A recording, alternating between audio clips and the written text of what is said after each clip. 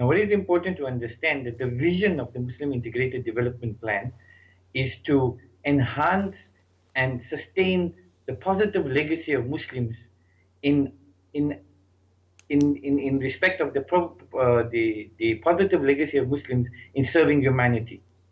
The mission of the Muslim Integrated Development Plan is to find ways in which we can strengthen the work of Islamic work and the collaboration between Muslim institutions. And this is very, very important because we have many Muslim institutions working in South Africa and doing excellent work. But the problem that we have and the challenge that we have is each one is working as an island of its own. They're working as if they're in silos. So what we need to do is we need to come up with a plan, Muslim Integrated Development Plan, that will bring the Muslim institutions to a common platform where they can serve humanity with the goal of pleasing Allah subhanahu wa ta'ala, but working together. So if we look at in our life every day, we have 5 times salah in jama'ah. And what we do is we go for salah in jama'ah, we stand in a straight line, we're led by an imam, and we are making salah.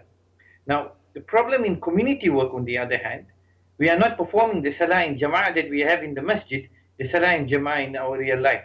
We're not taking what we are doing in salah in jama'ah in the masjid out into the world. Okay, we're working separately. It's as if everybody is standing as their own imam and everybody is standing with their own congregations in the very same masjid. So what we have to do is bring it to a common platform where everybody comes together. But the important issue is, even though they come together, everybody is still independent. There's no umbrella body, there's no one body. Everybody exists and everybody should do the work of Allah subhanahu wa ta'ala to please Allah subhanahu wa ta'ala. Everyone should come together and say, let's work together on the common platform, but we will exist as in our individual capacity.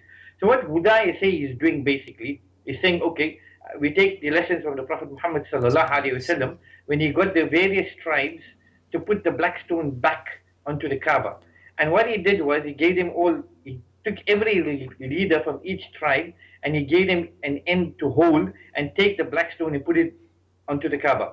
And that's exactly what HUDA is doing. We're taking all the institutions. We are the muazzin. We are not the imam. Everybody is the imam of their very institution. Everybody is doing and must continue the good work they are doing. All we are doing is bringing all these various institutions together, everybody holding on to the sheet and putting the black stone back. This is very critical for us as an ummah to work together, because Allah subhanahu wa ta'ala commands us in the Quran, وَاعْتَصِمُوا بِحَبْلِ اللَّهِ جَمِيعًا وَلَا تَفَرَّقُوا, and hold on to the rope of Allah subhanahu wa ta'ala and be not divided amongst yourselves. This is a critical issue.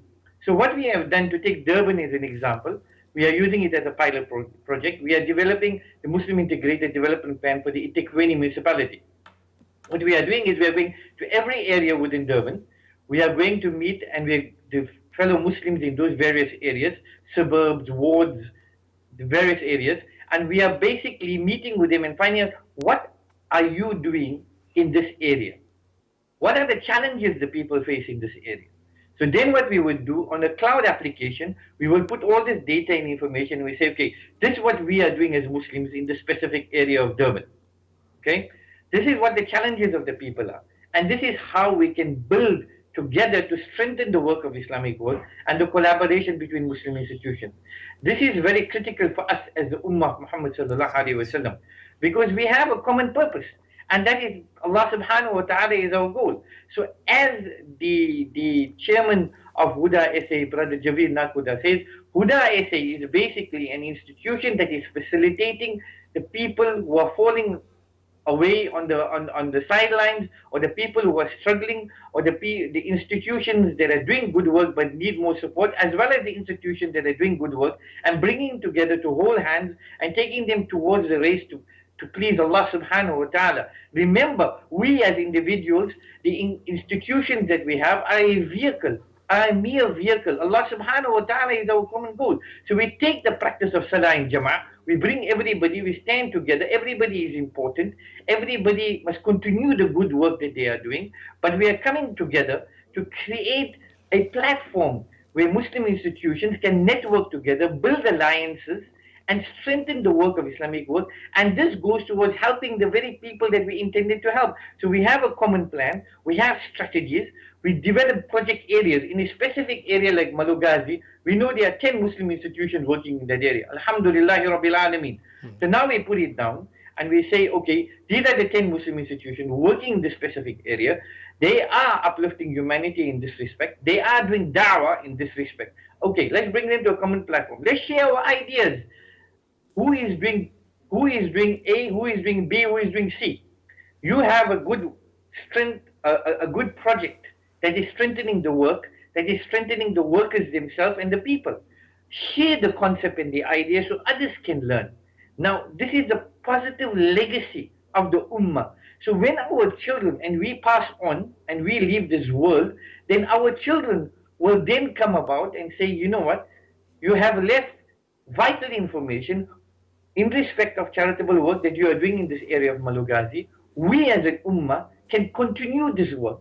So we sustain this positive legacy. Because Sadaqah-e-Jariyah is not about just giving money and saying, here's the money and the masjid will take care of itself. It needs people to take care. And people do not live forever. We have to pass it on. So that information will be on the cloud application, and we will develop the next generation to come, and we will hand over to them so they will continue the positive legacy of Sadaqah-e-Jariyah. And this is very critical for the Ummah. Now when you go to an area, sometimes like Malugazi or any other area in South Africa, one organization may be working down the road and the other up the road. But each organization doesn't know what the other is doing. That's why we create a common platform. At the same time, many people in South Africa do not know the good work that Muslims are doing. They know individual organizations. Some organizations get a lot of exposure, some organizations get no exposure. What the cloud application will do is we will create project maps, project plans, and project databases of what we are doing in that specific area. We will develop what is called the Muslim Social Investment Report, which will show what we are doing as the Muslim Ummah. As the Muslim Ummah, the brand will be the Muslim Ummah. The brand will not be a specific organization, but will recognize and give recognition to the 200 Muslim institutions. Because at the moment, inshallah, on the 13th of October in Durban, at about 6:30 at the Islamic Guidance Hall in Overport, we'll be launching the actual draft of the Muslim Integrated Program, a development project for South Africa. And this is very important for people to understand that this is a pilot project. And inshallah, we intend replicating this program throughout South Africa. Currently, we have met with, in 1 year, 200 Muslim institutions who are doing incredible work in Durban, inshallah. And we are developing this database so that, inshallah, on the 13th of October, you'll be able to see the Muslim Social Investment Report of 200 Muslim institutions, of how we uplifting humanity, how we eradicating poverty, how we assisting people to the best of our ability. And this information is critical not only for the Muslim organizations, but for the Muslim Ummah. This is da'wah in itself. Then we will create a report that will show the Islamic development programs in respect of da'wah, in respect of madrasa. Now what is critical in this, that we're going to every area in Durban. We are going to every area and we are researching and we are studying what we are doing as the Muslim Ummah. What we will find and what we do find in some areas, alhamdulillah, we are doing excellent and brilliant work. May Allah subhanahu wa ta'ala be pleased with all 200 Muslim institutions. And I must say, at this moment in time, that we really thank the 200 Muslim institutions. It is due to them that we will have this plan. And they are the most critical people in this development of the Muslim Integrated Development Plan. We cannot give credit to HUDA, I say. The credit is due to 200 Muslim institutions who have been kind and generous to share the information. They've been kind, they all have said that we are ready to work together as an ummah. And this is very crucial. So on the 13th of October, we will present this plan. But what is very important for the Muslim ummah to understand is that we have to continue and sustain the positive legacy. Because what we find in some areas is that there is no da'wah, there is no social development in a specific area. And we as the Muslim Ummah make it our duty now to say if there is if we are weak in this specific area, we need to develop a plan to see how we can implement programs in this area. Allah subhanahu wa ta'ala created us in this world and put us in South Africa because it's our duty to serve Allah subhanahu wa ta'ala in South Africa. So what we need to do is strengthen the work in South Africa and the collaboration of the good work of Muslim institutions so that we can serve Allah subhanahu wa ta'ala to the best of our ability, where we have taken the salah in jama'ah, where we have followed the injunctions of the Quran, and we are going together to please Allah subhanahu wa ta'ala, and we are filling the gaps basically. Also what you find is that in Ramadan, a person will tell you, I received 30 hampers. Now the critical issue is we will criticize the person for 30 hampers. But the question here is, why did they receive 30 hampers? And are those 30 hampers really solving the problem of poverty of those people? Is it addressing the needs of those people? Is it fulfilling the needs of those people? Is it getting them out of poverty? And if it's not, then it's something that we need to do as an ummah. And we should give coverage to the entire 200 Muslim institutions. We should give credit to all for doing the excellent work. And inshallah, by next year, February, we intend, inshallah, with the mercy of Allah subhanahu wa ta'ala, to complete the Muslim Integrated Development Plan for eThekwini municipality, and then in March to move to various areas throughout the country. But our critical issue as well is, to do this work, we need more resources and we need funding to serve the ummah and to get more people to help us. Otherwise, it's going to take us very long to cover the entire country. But imagine we're going to go to the entire South Africa and we're going to see what we are doing as Muslims, and we're going to take this information and put it on the database so we can show it to humanity that Muslims are good, that we are doing excellent work in respect of uplifting of humanity, and then to ourselves that we can reflect of the Islamic development projects that we are doing to serve humanity. And how effective are we? Are we really delivering on what are the challenges of the people? We need to go this out. This is not in any way to expose anybody. This is looking at the positive legacy. However, we consult with each other, shura, we decide as an ummah, not in any one organization, but together, continuously, that you know what, we as an ummah, this is the excellent work we are doing, but this is how we can do it even better and continue, because we reach the level of ihsan, we reach the level of excellence. As the Prophet ﷺ said, we are proud to be Muslims. We are ready to take the deen of Islam throughout South Africa. We are ready to uplift humanity as an ummah. As the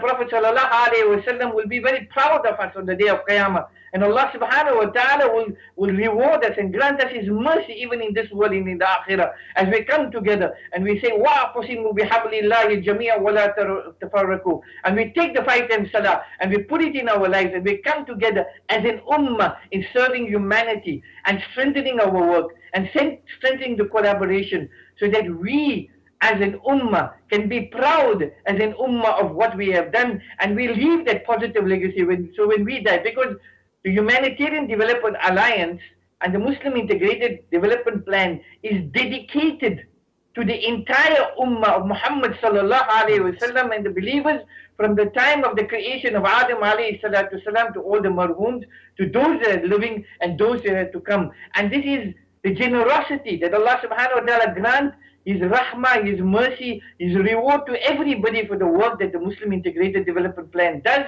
and for those that are passed away, those that are living, and those that are come.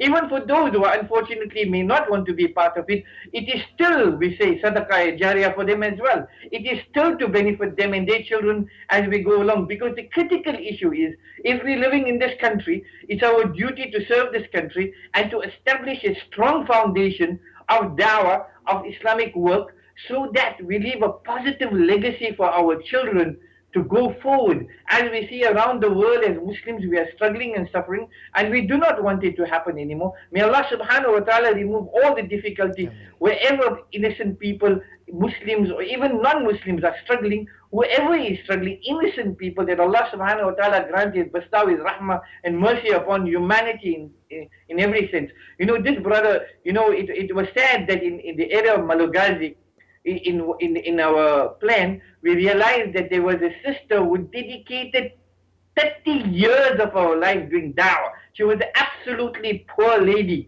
And you know, my brother, it's just unbelievable that when she was on her deathbed, the government gave the family a land to build a house, and the family needed help. So basically, the family were yatim. There were 6 children, and the eldest child went to certain Muslims, not all Muslims, and unfortunately did not get help at all to build a home. But what happened is she met with an accident, and in meeting with an accident, she was paid out with the accident fund, and with that money they built the house. Now Allah subhanahu wa ta'ala is giving us the message that He doesn't need us. Allah subhanahu wa ta'ala will serve humanity. Allah subhanahu wa ta'ala will continue to serve humanity and feed humanity. But we are going to be the losers because Allah did not give us that honor of serving those orphans. And we know the Prophet Muhammad sallallahu alaihi wasallam was the greatest of orphans, that he was an orphan. And imagine turning away an orphan. And we shouldn't let this happen as far as we can.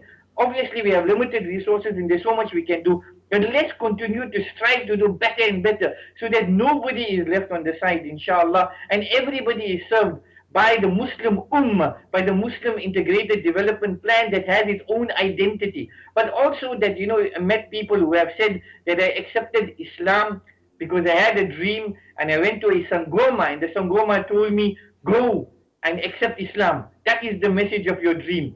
Now imagine there are non-Muslims who are doing the work of Muslims. That means Allah subhanahu wa ta'ala is not pleased with us, and others have to give the message of Islam. Have we given the message of Islam to every corner of South Africa? Have we developed and empowered people at every corner of South Africa? How effective are we? Do we really want to please Allah subhanahu wa ta'ala and do it to the best of our ability? Remember, we must never fear and we must continue to strive. Like people have told me, it's a huge mountain to climb, the Muslim Integrated Development Plan. And I said it and I'm going to say it. Again, I did Urdu, it said, Wahi hota hai jo manzoor khuda hota hai. What happens is by the will of Allah subhanahu wa ta'ala. And we are not there to please people. We are there to please Allah subhanahu wa ta'ala. And there's a beautiful share that always I believe in and I live by.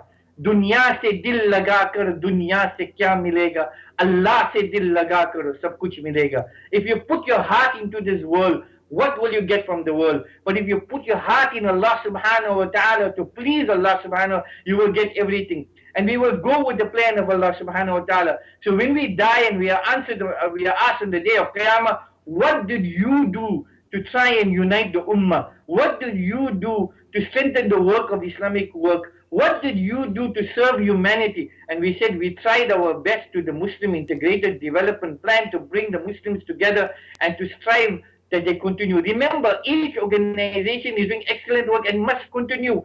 And they can continue independently. They can be the Amir and Amira of the organization. But if we come to a common plan, we come to a common agenda, a common outlook, a common goal, which is Allah subhanahu wa ta'ala, and we strive towards that, nothing is impossible. We can achieve everything, inshallah, with the help of Allah subhanahu wa ta'ala. And if our heart is there, we will go with it, inshallah. We will strive to continue. And as Allah subhanahu wa ta'ala says in the Quran, that Allah is with those who patiently persevere.